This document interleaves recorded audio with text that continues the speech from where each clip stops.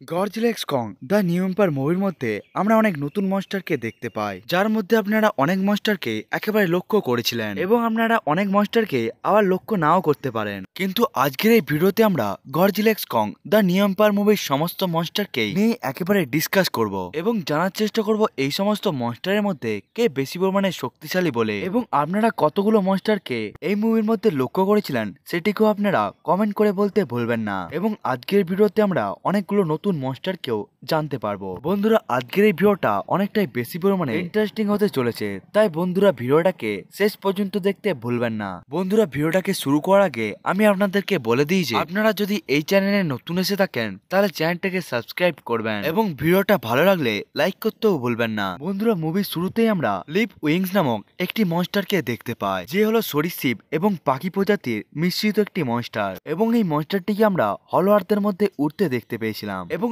এর থেকে আমরা লিপ উইংস কে কং দ্য স্কাল আইল্যান্ড মুভির মধ্যেও দেখতে পেয়েছিলাম। এবং এই মনস্টারটিকে আপনারা কখনোই দুর্বল ভাববেন না, কারণ স্কাল আইল্যান্ডের মধ্যে এই মনস্টারগুলো অনেকগুলো সোলজারকে খুবই খারাপভাবে মেরেছিল। এবং এর পরের সিনে আমরা কংকে দেখতে পাই। অবভিয়াসলি কংকে তো সবাই ভালোভাবে নোটিসই করেছিল, যে ওয়ার্ড ডগ নামক কেনাইসের প্রজাতির হাত থেকে নিজেকে বাঁচানোর চেষ্টা করছিল। এখানে ওয়ার্ড ডগ প্রজাতির সাহসের কথা তো বলতেই হবে, কারণ তারা কং এর মতো শক্তিশালী মনস্টারের পিছনে পড়েছিল এবং এই মনস্টারের প্রজাতি সবসময় গ্রুপের মধ্যে থেকেই শিকার করে থাকে। এবং এই সমস্ত মনস্টারের খুবই ধারালো এবং শক্তিশালী দাঁতও রয়েছে। এবং অবাক করার বিষয় হলো এই যে এই মনস্টারটি খুবই দ্রুত দৌড়াতেও পারে, এমনকি এরা চিতার থেকেও অনেকটাই বেশি পরিমাণে ফাস্ট হয়ে থাকে। এই মনস্টারের ফাস্টেস্ট স্পিডকে বলা হয়েছিল 167 কিলোমিটার পার আওয়ার। এই ওয়ার্ড ডগের প্রজাতি যতটাই বেশি পরিমাণে শক্তিশালী হোক না কেন, কং এর মাইন্ডের কাছে এদেরকে একেবারে ঝুঁকতেই হয়। এবং এরপরে আমরা আরেকটি কিউট মনস্টারকে দেখতে পাই। কং যখন হলো আর্থের মধ্যে নিজের খাবারকে একেবারে পাশে রেখে নিয়েছিল, তখন আমরা দেখতে পাই সরীসৃপের মতো দেখতেও একটি মনস্টার কং এর খাবারকে একেবারে ছিনিয়ে নেয়। এবং এই মনস্টারটির নাম হলো টাইটান ডাগ। এবং এই মনস্টারটিকে আমরা এর আগে গডজিলা ভার্সেস কং মুভির মধ্যেও দেখতে পেয়েছিলাম। এই মনস্টারটিকে আমরা মুভির মধ্যে 1 থেকে 2 মিনিটের জন্যই দেখতে পেয়েছিলাম। টাইটান ডাগ এতটাই বেশি পরিমাণে পাওয়ারফুল হয়ে গিয়েছিল যে কং এর কাছ থেকে একেবারে খাবারকেও একেবারে চুরি করে নিতে পেরেছিল। এবং হ্যাঁ, এখানে কং অন্য একটি টাইটানের আওয়াজকে শুনে অনেকটাই বেশি পরিমাণে ডিস্ট্র্যাক্ট হয়ে গিয়েছিল, কারণ সে অনেকটাই দূর থেকে একটি মনস্টারের গর্জনকেও একেবারে শুনতে পেয়ে গিয়েছিল। এবং কং যখন ওই মনস্টারটিকে খুঁজতে গিয়েছিল, তখন সে একটি ব্যাঙের মতো দেখতে হওয়া মনস্টারকে দেখতে পায়। বিভিন্ন ধরনের মনস্টারের আওয়াজকে একেবারে বার করে নিচ্ছিল, যার ফলে এই মনস্টারটি কং এর আওয়াজকেও একেবারে মিমিক্রি করতে পেরেছিল। এখান থেকে আমরা বুঝতে পারি এই মনস্টার অর্থাৎ প্যারেট ফ্রগ যে কোনো মনস্টারের আওয়াজকেও একেবারে বার করতে পারে। এবং প্যারেট ফ্রগকে দেখতে অতটা বেশি পরিমাণে অ্যাগ্রেসিভ বলে মনে হয় না। এসব ছাড়াও এই মনস্টারের থেকে দূরে থাকাই ভালো, কারণ এই মনস্টারটি নিচের মুখ দিয়ে অনেকটাই ভয়ঙ্কর বীজকেও একেবারে ছেড়ে থাকে। এবং এসব ছাড়াও এই মনস্টারের সম্বন্ধে আর বেশি কিছু ডিটেলসে কিছু বলা হয়নি। এবার আসা যাক পরবর্তী মনস্টারের কাছে। নেক্সট যে মনস্টারকে আমরা মুভির মধ্যে দেখতে পেয়েছিলাম তার নাম হলো টাইটানিয়াস সিলা। টাইটানিয়াস সিলাকে আমরা এর থেকে আগে Godzilla king of the monster মুভির মধ্যে দেখতে পেয়েছিলাম। এসব ছাড়াও টাইটানিয়াস সিলাকে আমরা দুইবার মনস্টারভার্সের কমিকের মধ্যেও দেখতে পেয়েছিলাম। এবং Godzilla cross Kong the hunted কমিকের মধ্যে আমরা দেখতে পেয়েছিলাম সিলা বিভিন্ন ধরনের শহরের মধ্যে পৌঁছে গিয়ে ওই সমস্ত শহরগুলোকে ধ্বংস করছিল। এই মুভির মধ্যে আমরা টাইটানিয়াস সিলার একটি নতুন লুককেও একেবারে দেখতে পাই, যেখানে টাইটানিয়াস সিলার কালারকে অনেকটাই বেশি পরিমাণে ব্রাউনিশ দেখানো হয়। এবং এই মুভির মধ্যে টাইটানিয়াস সিলাকে অনেকটাই অ্যাগ্রেসিভ দেখানো হয়, এমনকি এই মনস্টারটি গডজিলার সাথে লড়াই করতে একদম ভয় পায়নি। এবং এটি টাইটানিয়াস সিলার প্রথম এবং শেষ ভুল ছিল। গডজিলা শুধুমাত্র নিজে একটি মাত্র অ্যাটমিক ব্রেথকে ব্যবহার করেই সে টাইটানিয়াস সিলাকে একেবারে মেরে দেয়। এমনিতেও টাইটানিয়াস সিলা কোনো ধরনের সাধারণ মনস্টার ছিল না। টাইটানিয়াস সিলার সাইজ কং এর থেকে অনেকটা বড়, যেখানে তার স্পাইডারের বডিকে 340 ফিট বড় বলা হয়েছিল। কিন্তু মনস্টার ভার্সের মধ্যে এই মনস্টারকে গডজিলা একেবারে মেরে দেয়। এবার আসা যাক পরবর্তী মনস্টারের কাছে। এই মনস্টারকে আমরা সব থেকে প্রথমে এই মুভির মধ্যেই দেখতে পাই, এবং এই মুভির মধ্যেই গডজিলা এই মনস্টারটিকে একেবারে মেরে দেয়। এবং এই মনস্টারটিকে অতটা ভালোভাবে এই মুভির মধ্যে রিপ্রেজেন্ট করা হয়নি। এখানে আমরা কথা বলছি টাইটানাস টিয়ামথের সম্বন্ধে। টাইটানাস টিয়ামথকে শুধুমাত্র কিছু সেকেন্ডের জন্য আমরা মুভির মধ্যে দেখতে পেয়েছিলাম, কিন্তু এর থেকে আগে যখন আমরা টাইটানাস টিয়ামথকে মনস্টারভার্সের কমিকের মধ্যে দেখতে পেয়েছিলাম, তখন সে গডজিলাকে একেবারে বরাবরের টক্কর দিতে পেরে গিয়েছিল এবং সে গডজিলাকে প্রায় একেবারে হারিয়েই দিয়েছিল। টাইটেনাস টিয়ামত হলো একটি সার্পেন্টাইন মনস্টার, যে মনস্টার বার্ডসের সব থেকে লংগেস্ট মনস্টারদের মধ্যেও একজন, যেখানে এই মনস্টারের লম্বত্বকে বলা হয়েছিল 840 ফিট এবং এই মনস্টারের বডির মধ্যে লেজার সার্পও রয়েছে এবং এই মনস্টারটি ইলেকট্রিক বোল্টকেও একেবারে শুট করতে পারে। এমনকি টাইটেনাস টিয়ামত পৃথিবীর মধ্যে সব থেকে রেডিয়েশন পূর্ণ জায়গার মধ্যে বসবাস করে, যেখান থেকে সমস্ত প্রকার সোলার রেডিয়েশন একেবারে পাস হয়। এই জন্য টিয়ামতকে হারানোর জন্য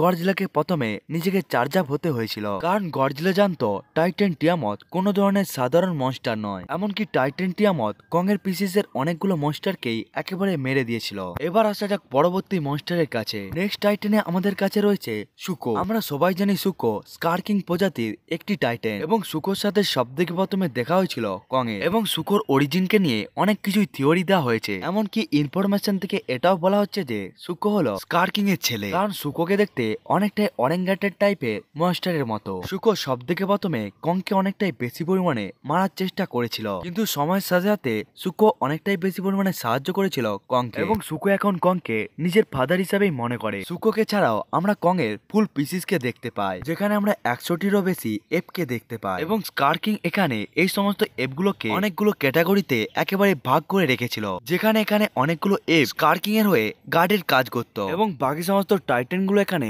দাসের মতো কাজ করত। এবং যেই সমস্ত এপ গুলো কংকে ধরার জন্য কংকে একেবারে পিছু করেছিল, সেই সমস্ত এপ গুলোকে দেখে আপনারা বুঝতে পারবেন এই সমস্ত এপ গুলো কং এর থেকে অনেকটাই আলাদা। কং যখন স্কার কিং এর রাজত্বের দিকে যাচ্ছিল তখন আমরা আরো 2-3টি মনস্টারকে দেখতে পাই, যেখানে আমরা সব থেকে প্রথমে ইল টাইপের একটি মনস্টারকে দেখতে পাই, যে হলওয়ার্থের একটি বড় ঝিলের মধ্যে একেবারে বসবাস করত এবং এই মনস্টারের অফিসিয়াল নাম হলো ড্রাউন ভাইপার। ড্রাউন ভাইপার হলো একটি সার্পেন্টাইন মনস্টার, যার মাথার উপরে অরেঞ্জ টাইপের একটি ফিনও রয়েছে এবং এই টাইটেনটি অনেকটাই বেশি পরিমাণে বুদ্ধিমান। যখন কোনো প্রকার মনস্টার এরকম অর্থাৎ ঝিলের কাছে চলে আসবে, তখন এই সার্পেন্টাইন মনস্টার একেবারে তার উপরে অ্যাটাক করে দেয়। শুকো যেমন ভাবে কংকে এই মনস্টারের ফাঁদের মধ্যে একেবারে বন্দি করে দিয়েছিল, যার ফলে মনে হচ্ছিল এই সার্পেন্টাইন মনস্টারের হাতে অনেকগুলো মনস্টারই একেবারে মারা গিয়েছিল, কিন্তু কং তো হলো কং, যেখানে আমাদের প্রথমে মনে হচ্ছিল এই সার্পেন্টাইন মনস্টার কংকে একেবারে মেরেই দিবে, কিন্তু এরপরে কং নিজের ফুল পাওয়ারকে ব্যবহার করে এই সার্পেন্টাইন মনস্টারকে একেবারে মেরে দেয়। এমনকি কং এই সার্পেন্টাইন মনস্টারকে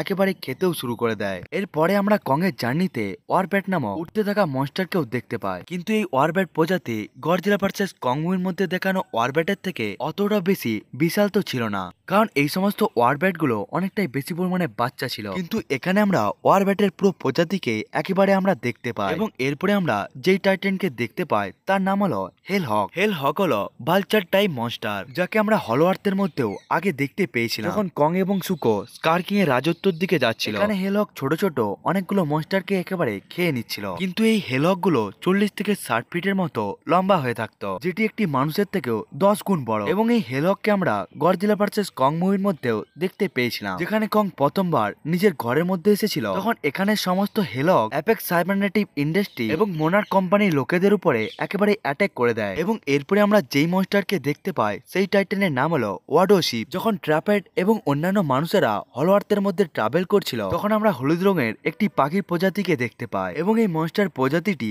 ততক্ষণ পর্যন্ত অ্যাটাক করে না যতক্ষণ পর্যন্ত সে তার সামনে কোনো প্রকার বিপদকে দেখতে পাচ্ছে। যখন এই মনস্টারের প্রজাতি একেবারে বিপদকে দেখতে পায়, তখন তারা অনেকটাই বেশি পরিমাণে ইলেকট্রিসিটিকে শুট করে থাকে এবং এটারই সুবিধাকে নিয়েছিল ট্র্যাপার। যখন স্কার কিং এবং টাইটেন সিমু আইভি ভিলেজের উপর একেবারে অ্যাটাক করে দিয়েছিল, তখন ট্র্যাপার হলুদ রঙের মতো দেখতে হওয়া এই পাখির প্রজাতির দ্বারা তারা স্কার কিং এবং টাইটেন সিমুর উপরেও একেবারে অ্যাটাক করে দিয়েছিল। এসব ছাড়াও এই মুভির মধ্যে আমরা নতুন একটি মর্থাকে দেখতে পাই, যেখানে মর্থার রোল অনেকটাই বেশি পরিমাণে ইম্পর্টেন্ট ছিল এবং এই মুভির মধ্যে আমরা দেখতে পাই মর্থা কুইন অফ দ্য মনস্টার হওয়ার সাথে সাথে সে আইভি ভিলেজকে একেবারে প্রোটেক্ট করেও থাকতো এবং সে অনেকটাই বেশি পরিমাণে সাহায্য করেছিল গডজিলা এবং কংকে স্কার কিং এবং টাইটেন সিমুর বিরুদ্ধে লড়াই করার জন্য। আসলে Godzilla x Kong the new empire মুভির মধ্যে আমরা টাইটেন মর্থার জায়গায় ফসফরাস নামক আরেকটি মনস্টারকে আমরা দেখতে পেতাম, কিন্তু এরপরে এই মনস্টারটিকে একেবারে চেঞ্জ করে দেওয়া হয়। কিন্তু এরপরেও আমরা আইভি প্রজাতির টেম্পলের মধ্যে ফসফরাস মনস্টারকে দেখতে পেয়েছিলাম। আসলে ফসফরাস রোল সেটাই হতো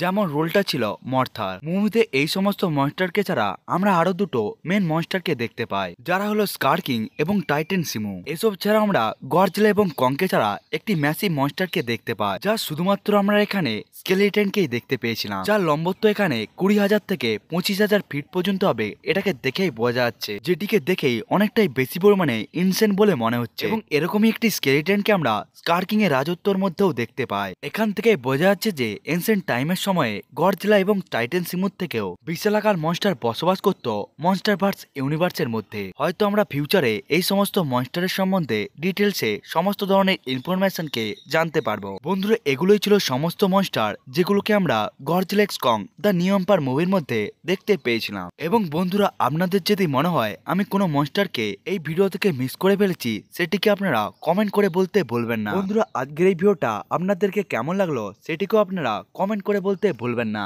বন্ধুরা, আজকের এই ভিডিওটা এতটা পর্যন্তই। দেখা হচ্ছে অন্য একটি ভিডিওতে, ততক্ষণের জন্য বাই বাই।